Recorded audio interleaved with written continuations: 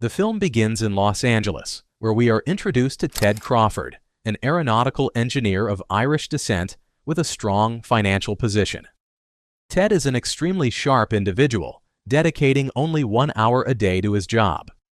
He spends the rest of his time managing his own business and delegating minor tasks related to the aircraft door, specifically one known to be damaged. Thanks to this help, the mechanics show him their gratitude. However, behind this facade of success and tranquility is a challenging and unhappy wife who is not going through a good personal period. She had an affair with a police lieutenant named R. During this clandestine relationship, Jennifer hid her true identity and address, which clearly indicates she was concealing information from Ted. It also appears he knew about her inappropriate behavior at the same company where she worked. Obviously, Ted went straight to the hotel where Jennifer and R were, recognizing them instantly. He then entered the apartment to observe more closely how they lived out their affair. Later, Ted's wife arrived home, and when she opened the door, Ted seemed to disarm her. He tried to kiss her, but she refused, even though Ted had intensely brushed his teeth almost 99 times to eliminate any bad odor. Jennifer told him she would prepare dinner soon, but Ted suddenly asked her about her infidelity, which completely caught Jennifer by surprise. How was it possible that her husband had such precise details of her affair with R? Cowed by guilt, Jennifer apologized, saying she was a capricious woman, but Ted suddenly pulled out a gun and shot her in the head. Meanwhile, some gardeners who heard the shots quickly approached to understand what had happened. However, Ted fired several more times, causing great fright among those present and making everyone scatter. Afterward, Ted picked up the shell casings left on the ground, cleaned himself, and burned the clothes he was wearing to destroy the evidence. Following the reports from the garden workers, the police stormed Ted's house. By chance, Lieutenant R was acting as a negotiator at that moment. He immediately called Ted and managed to enter the house calmly. Ted confessed to the officer that he had shot his wife. To his surprise, the lieutenant was shocked to discover that the woman in question was Jennifer, his girlfriend. He quickly checked Jennifer's pulse. She was still breathing as Ted advanced and pointed a pistol at her, but the officer managed to snatch the weapon and shot him. The lieutenant punched him in the face several times, but other police officers intervened to stop him. Finally, Ted was arrested and taken into police custody. The doctors confirmed that Jennifer was still alive. Then, Willie, an assistant district attorney, appears. His partner informs him about Ted's attempted murder. Since there are witnesses, and Ted has already confessed, Willie considers it an easy case and decides to take charge immediately. During the preliminary hearing, Ted refused to hire a lawyer and preferred to defend himself. Both the judge and Willie were surprised by the seriousness and gravity of the accusation, so they recommended he hire a defender. However, Ted insisted that he wanted to be tried as soon as possible and asked for his case to proceed without delays. When they mentioned that the prosecution could change the prosecutor, he replied that he preferred Willie to remain in charge because he trusted him and did not want any changes in the process. That night, the lieutenant talked with Willie to warn him that something wasn't right with Ted, but Willie was confident that with the evidence and statements, he would win the trial without any problem. He also met with Nikki Garner, who introduced herself as his boss. She started to flirt with him, but the conversation was interrupted by a call from Willie's partner, who informed him that the pistol found in Ted's house was never actually used and that Ted had never left the house that same night, so he had no opportunity to change the weapon. The next day, Willie returned to the crime scene to deepen the investigation. He detected that Ted did not have gunpowder on his hands or body, although 4 bullets were missing from the cartridge with no fingerprints on the casings. He deduced that the pistol was still in Ted's possession. Back in his office, he received a file with all the case documents. To his surprise, each page had the word "No" written in red. He went to visit Ted and was stunned to see him reading that file as if it were a book. Ted confessed that he had hired a secret agent to collect all of his personal information. He then tempted him to be his defense attorney, hinting at the possibility of switching sides before things got even more complicated. But Willie rejected the proposal. Before leaving, Ted told him a story from his childhood. His father, an egg farmer, asked him to check a large number of eggs to separate them, placing them in an oven with 300 units. He found defects and vulnerabilities in all of them and reminded him that if one looks closely enough, one can detect flaws in anything. Willie wondered if he had managed to find any flaws in that comparison, and Ted assured him he had. During the trial, the tension was palpable. Willie, as the prosecutor, called several witnesses to testify, trying to build his case piece by piece. But while that was happening, Ted remained in complete silence. He asked no questions, made no interruptions.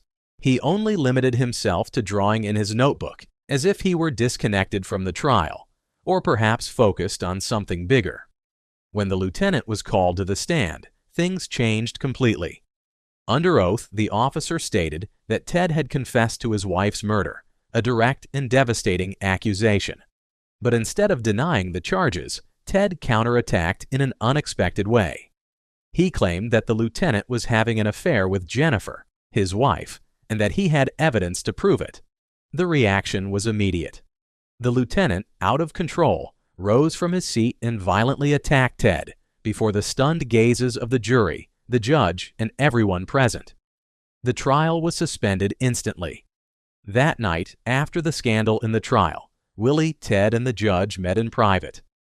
Ted had something more than words in his possession: evidence. A private detective had documented encounters between his wife Jennifer and Lieutenant R in a motel.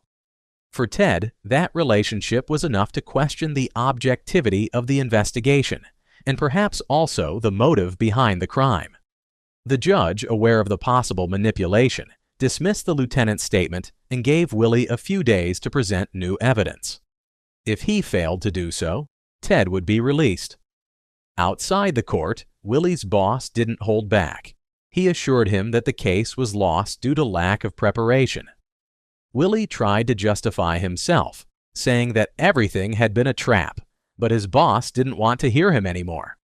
Later, he went to see Nikki, who confessed that she intervened to prevent him from being fired. He thanked her, and they spent the night together. But upon returning home, Willie received a package with eggshells, a clear, direct, and threatening message. Willie then visited the police station and confronted his friend, the detective. He reproached him for not having found the murder weapon. Under pressure, the detective agreed to search Ted's house one last time. He contacted the lieutenant, now a wreck from the loss of his family, and together they planned one last search. But once again, nothing. The weapon was still missing. The trial was rescheduled for Monday. Desperate to find something, Willie visited the motel where Jennifer and Rob met. The manager promised to give him the security footage, but upon returning to his office, he received an unexpected call. It was Ted, still mocking, unyielding, and confident of his freedom. Willie went to his house, but the police still couldn't find anything. He then went to the hospital, hoping that Jennifer would wake up and be able to speak, but the doctors were clear. Even if she woke up, it was unlikely she would remember who shot her. Later, he went to dinner at Nikki's house. The tension returned when her brother found out that Willie had resumed the case. Furious, he argued with Nikki and she left the place. Her father, a retired judge, was left alone with Willie and encouraged him not to give up. He reminded him that it's not always about winning, but about fighting for what is right. That night, the lieutenant contacted Willie with an unthinkable proposal to falsify evidence. Willie refused, but the pressure was growing. The next day, he obtained the motel footage. In it, Ted appeared, but with a hat that hid his face. It wasn't enough. The detective insisted, "The gun must have been in the house, but there were no clues."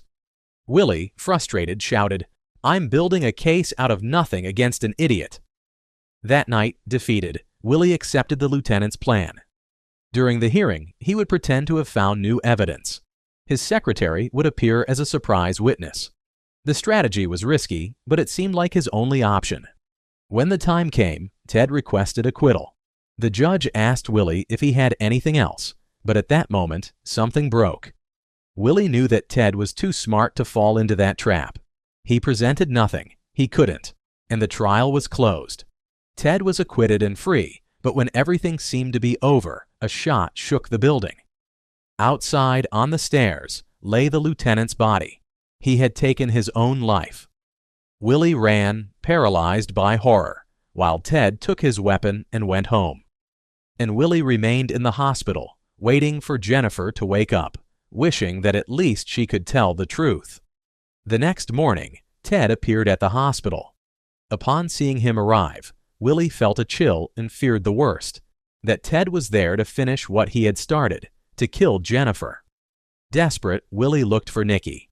He asked her for help, even though she no longer had any obligation to the case. Nikki refused. She told him that Ted shouldn't be there, but she couldn't do anything about it. Willie insisted, begged her to do something, that Jennifer was in danger, but Nikki didn't listen to him. Later, his boss gave him devastating news. Ted had filed a restraining order. Legally, Willie could no longer go near the hospital. Ted, at least in the eyes of the law, was no longer a criminal. There was nothing left to do. Officially cornered, Willie turned to Nikki's father, the retired judge. He explained the situation and achieved the unthinkable. He obtained an order to arrest Ted. He ran to the hospital, hoping to arrive in time, but it was too late. Jennifer had already died.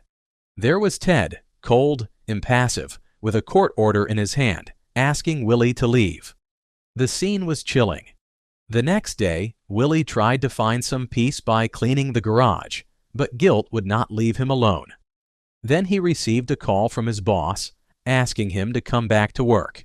Willie refused. He felt responsible, as if he himself had let a murderer go free. But his boss gave him a key piece of information. It was attempted murder, not homicide.